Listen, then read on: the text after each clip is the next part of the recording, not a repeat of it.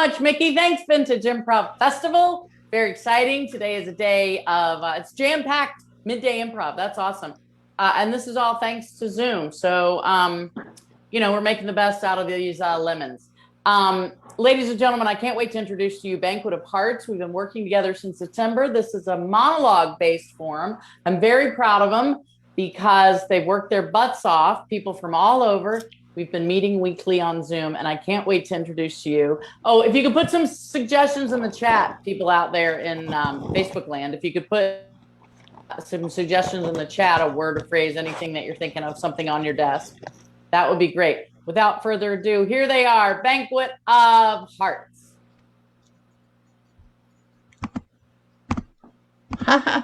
Yeah, guys. So there are a couple of suggestions. So far, Peter has given us grocery store and cruise ship and cotton candy. Grocery store, cruise ship, or... Does he give us a choice? I'm giving you a choice. Somebody, Ron, Rick, Corner, make the decision. Grocery store. Grocery store.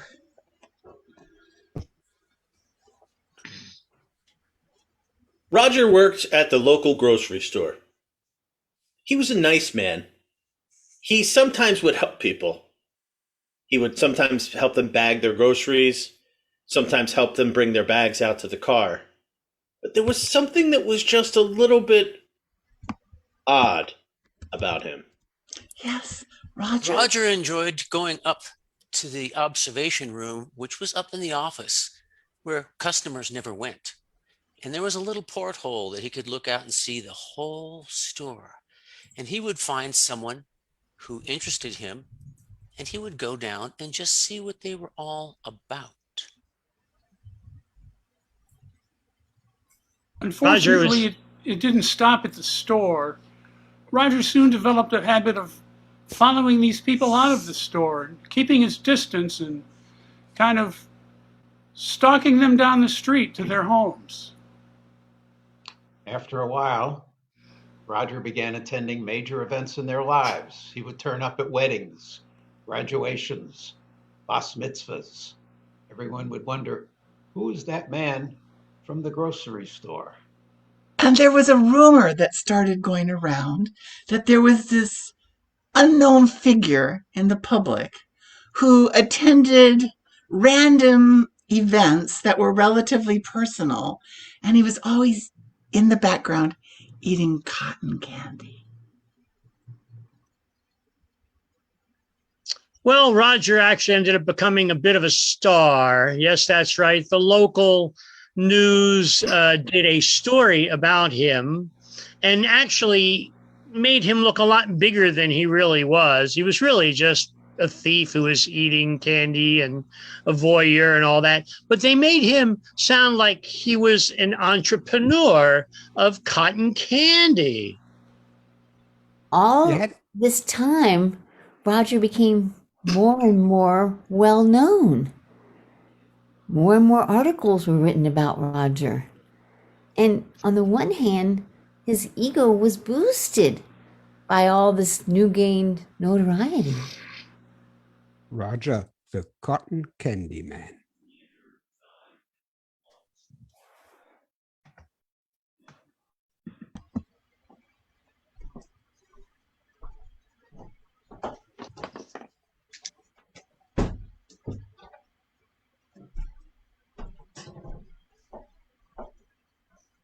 This is going to sound like a stupid question, but do these pants make me look fat? There, I said it. I mean, it's not a stupid question.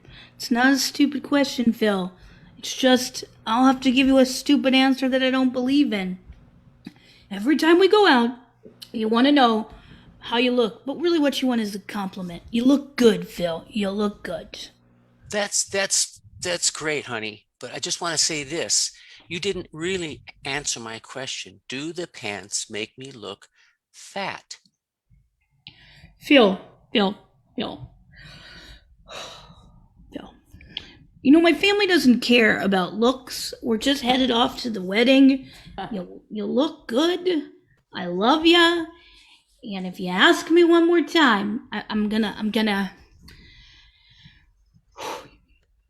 You look good, Phil.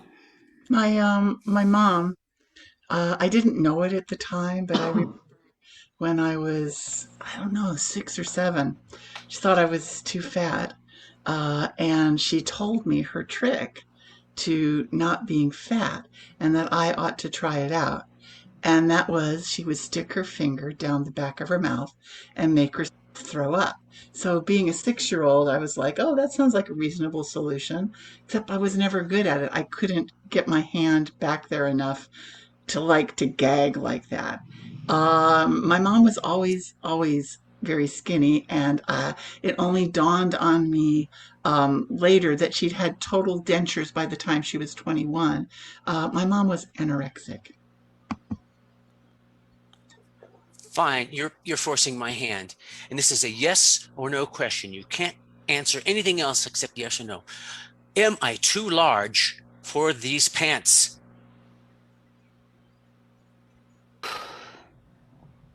Say it. It took 3 people to get the zipper up, okay? But you're in them, so then you're not too large. That's just a maybe still. You don't care. You just don't care. Ring, ring, ring. Calling Carla's phone. You know what I Ring, care ring, about? ring. I'll tell you what I care about just a Just second. get it. Just get it. Ring, Fine. ring. Hello? Hey, honey. We can't wait to see you guys at the wedding and meet your new friend. Okay, Dad. I'm looking forward to it too. We hope that he's shaped like a human being, but, it doesn't matter to us. We don't care. We don't care. We're so happy we're so excited. We can't wait. Okay, I have to go now. Bye. Click.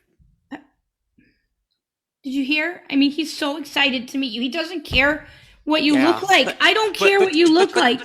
It would have been better if you had just said yes, because that's just a yes. But the visual image of 3 people here trying to help me get my zipper up, that's just mean. Dean.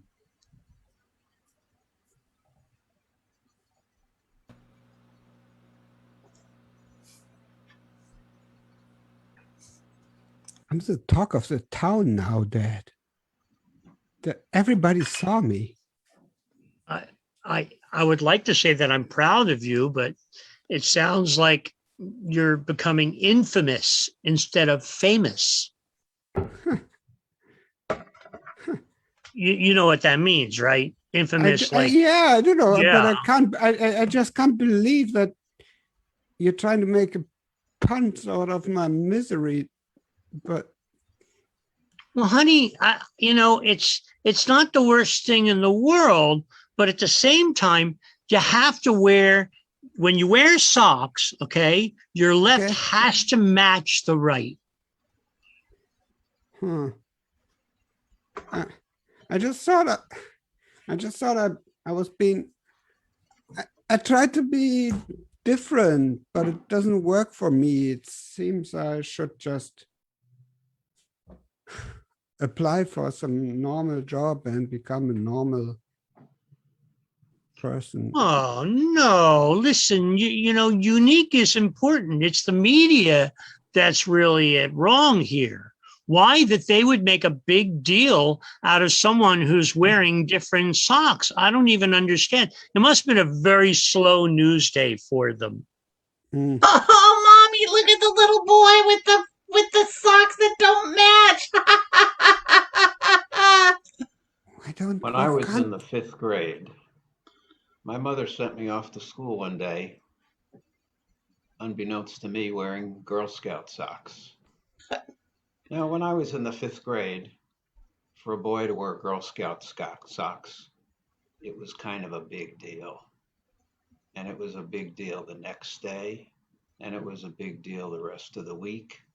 The entire month of February in my 5th grade class, I was the Girl Scout socks guy. I do have one question, if you don't mind. No, I don't mind. Can't get anywhere. Where is the other sock? Where's the other sock that matches the one that you're wearing on your left foot? Well, I guess it's in the drawer. I didn't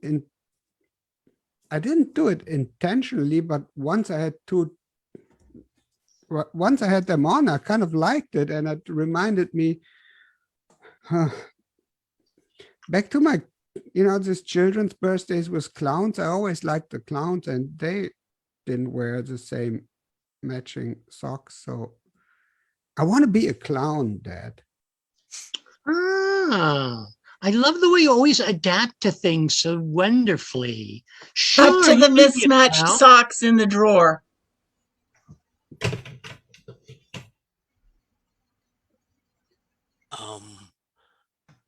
I don't know if I'm going to get picked.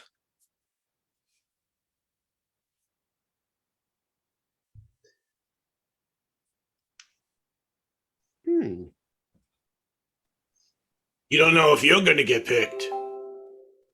I'm a black sock that's made of cotton. My parents weren't even kind enough to make me polyester. I'm a tube sock. That's all I'm going to say. 2 words. Tube sock. Yeah, you got it rough, buddy. Cut back.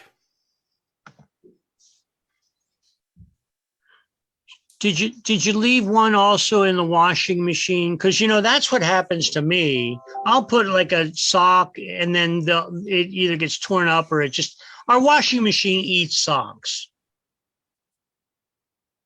Probably. I don't know what's going on in the laundry room, Dad. It's either the washing machine or the drawer. It's a mystery Scene. room.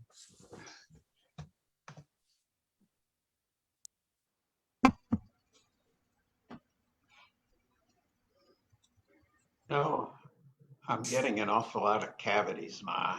I don't know what to do about it. Well, fluoride doesn't work. You gotta stop throwing up. Right, Dad? That's it. You got to stop throwing up. I can keep eating the cotton candy. As long as I Just stop not to throwing the up. point. Well, you got to stop before you throw up. The cotton candy's not the problem, really. You can have as much cotton candy as you want, Really? as long as you don't make yourself throw up, right, Dad? That's it. When you throw up, that's bad for your teeth. Bad for you. Oh, As a child, I was exposed to dentistry of the 1960s. They did not use a lot of anesthetics, especially on kids. And he was a pediatric dentist. I don't know. He was a dentist, okay?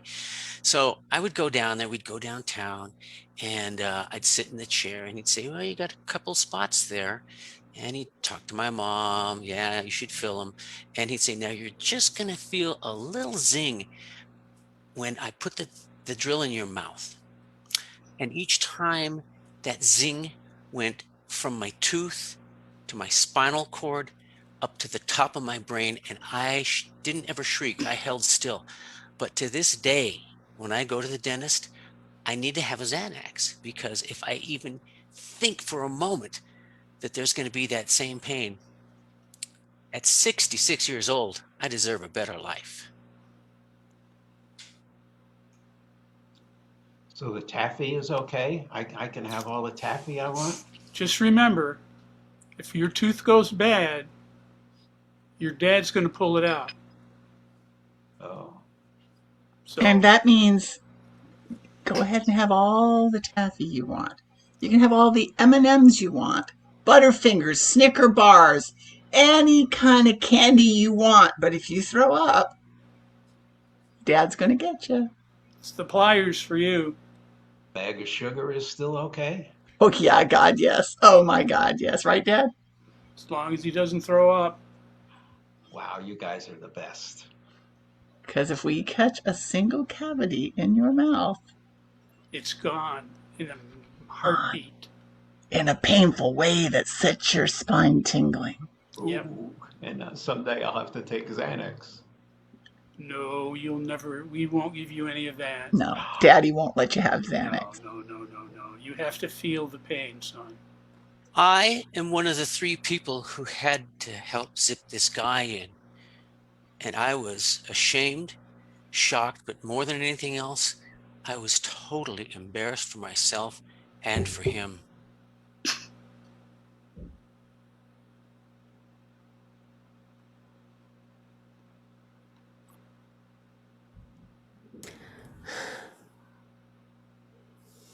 Well,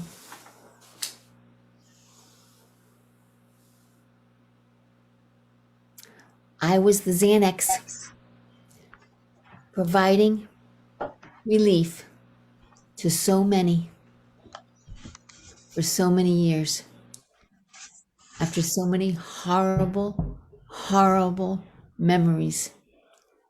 I'm proud of myself for all the relief that I provide.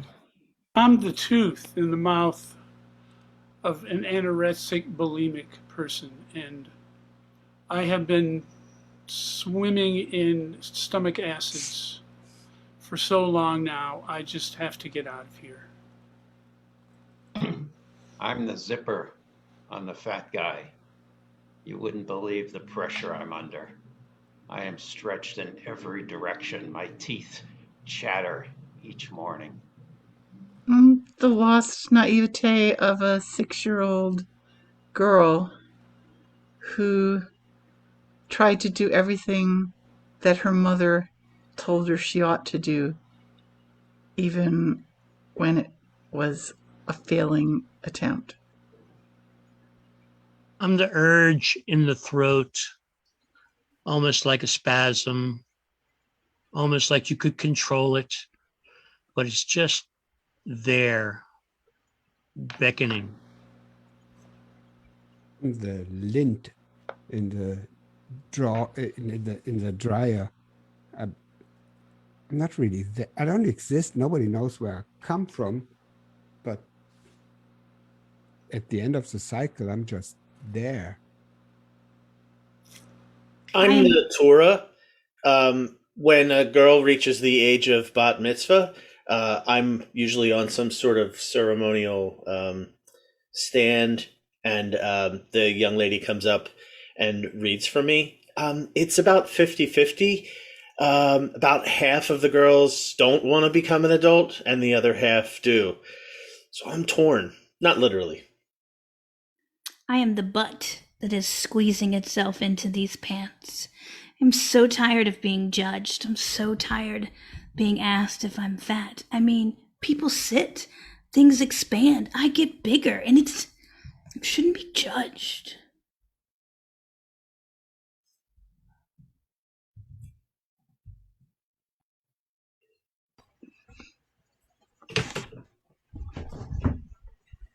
Oh, I'm so excited. What a wedding. Oh, hi. Honey, we really did a good job and we should be proud. Yeah, hold on, I have to breathe.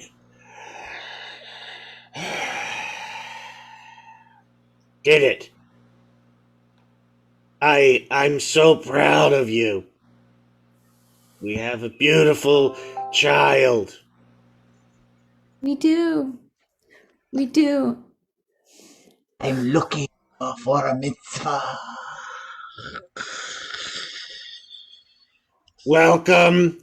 There's a punch bowl if you're thirsty, and there's little cakes. We cut them into squares. You can enjoy one of those little aperitifs. I prefer blood. Blood? Blood. Sweetheart, did we get blood? I don't think we got blood. Now, we made a list. They said this was a bot mitzvah, and I am the king of bots. Different pronunciation, I guess. Yeah, sorry. This is a kind of a pun-free wedding. We have a. I know a kid. We can make this happen.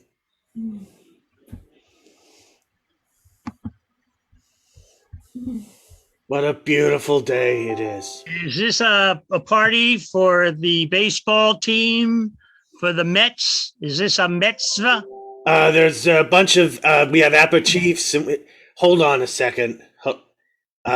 Did you hear what he said, sweetheart? I missed it because I was being generous and cordial. Something about he's looking for aperitifs. We do have an aperitifs table. Oh, lovely. Yes, that we I have a whole arranged for separate. that. Yeah.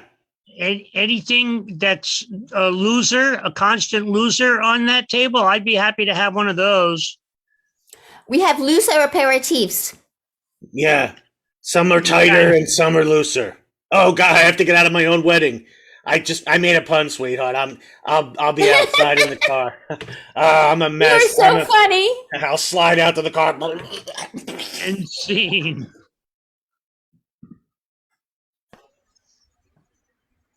So, your dad dressed you as a girl for 10 years. We'll just be frank about that, right? Yeah. And that is I causing... mean, I didn't do any girl stuff. I dressed as a girl and, you know, I played football. I was the quarterback for, you know, when we played Sandlot down the street. I mean, you know, guys would try and look up my skirt. I'd have to kick their ass, but... Oh. Now that's something that maybe we should look at. You want to look up my skirt? Sonny Boy was the reason why my dad started cutting my hair. There was a local barber that I used to go to, and he would call me Sonny Boy, and I absolutely hated it. So my dad would put a 4,000 watt bulb about an inch and a half away from my face, and when I wasn't having the hair burned off my head, he would snip, and he would get so close, the only thing you could hear him go was, "Oh," when he would make little mistakes, which is terrific for your self-confidence. Now, if you don't mind me saying, if your dad dressed you in basically female clothing for 10 years of your life, you seem awfully well adjusted to that. Is there any kind of angst that you might be harboring? I mean, you know, I feel bad because a lot of the boys at school, you know, were kind of into this gender normative thing. And it was very hard for them to deal with somebody who, you know, was, you know, gender non-conforming or just gender non-specific. There was an issue with them, and I felt sorry for them. And as a therapist, I am by law forced to ask you this question: do you want to kill your father or mother? Answer this carefully. I mean, not any more than anybody else does. Oh, so you do? Well, I mean, you don't want to kill them as much as you want to kill yours. How would you kill your father? I hadn't thought that far, but well, I suppose. Why aren't you thinking of it? I was thinking that maybe I would send him to therapy. Scene.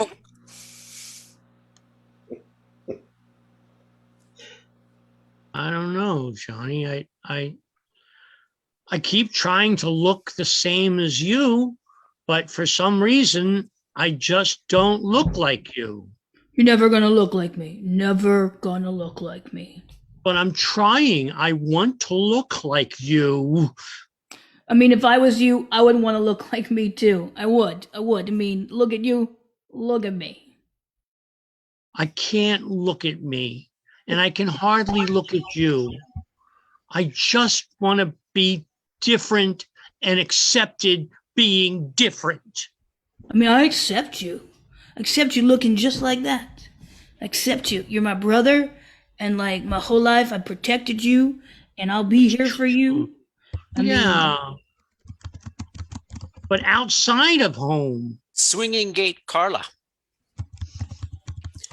Hey, why are you trying to look like me? I'm it. I am the one. And you take my signature look, you take the things that I have worked on for years, the looks, the greasy hair, the t-shirt with a pack of cigarettes in the arm. How dare you? How freaking dare you? I mean, I'm so sorry, man. Like, when I look at you, I feel like I see myself in you and I want to be like you. And so emulation, right? They say that's the biggest form of flattery. You gotta ask me if I want to be emulated by anybody. Okay, I mean, I'm not anybody. I mean, I thought we were like this, and I thought I was your friend, and I thought it was okay that we like kind of morphed into the same person. I know you follow me around though, just sucking on that cotton candy, kid. Just give it a break. I mean, what if I don't want to? Just think about it. So I don't know why it is that you don't want me to look like you. You know what?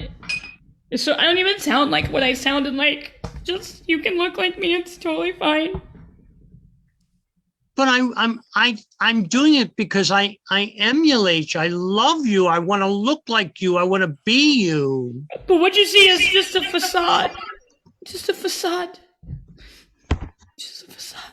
You know what? I gotta go. I gotta go. Scene. Calling Dave and Arnie for the becoming a clown scene.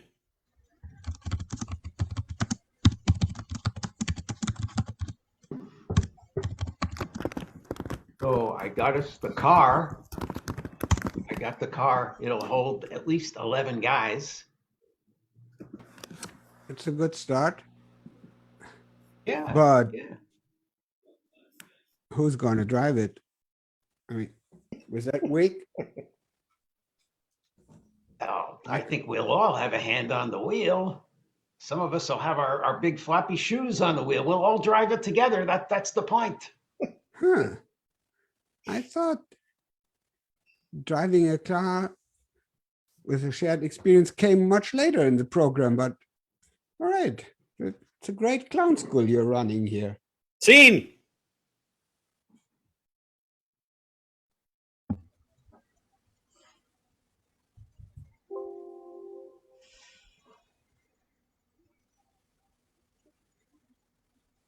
Roger became a huge star called Cotton Candy. He had his own empire. He had cotton candy shops, a cotton candy amusement park, a cotton candy brand. But there was something missing, despite his popularity. Roger realized there was a deep hole, deep, deep inside. Roger needed to be loved, and he needed it soon. He went to retirement dinners. He went to town hall meetings. He went to birthday parties. He even went to the restaurant The Empty Bowl. And everywhere he went, he couldn't find the secret to happiness that he was looking for. And then Roger he noticed traveled somebody around the walking world. behind him and realized that he was being stalked. Roger turned around and was looking into someone who had his face, his eyes, his hair, his everything. And they Only were wearing one his thing that socks was as missing. well. Only one thing that was missing. And he saw it in this other guy, his heart. And he turned to that guy and he said, "You look like you need something. What do you need?" Candy, the man said. Because candy is not just candy. It's a symbol for love. Banquet of Hearts, ladies and gentlemen. Banquet of Hearts, right? I don't do that very well. Candy is a symbol of love. Great job, everybody. Do you want to introduce yourself so the world knows who you are and from where you are Zooming? I'm Keith from Denver. Arnie from Berlin. Dave from Chicago. Rick from the United States. Von Sloven from New York. Michelle Carla- from outside Boston. Carla from Charlotte. Rick from the United States. And I'm Mickey, and from the United States outside of Boston. Thanks for coming and seeing the second set, Banquet of Hearts. Stay tuned because we're going to be up with another troupe, Imaginary Friends. Just hang on for just a minute and we'll be there. We're going to just be dancing to the music here, guys. We love you, Liz Allen.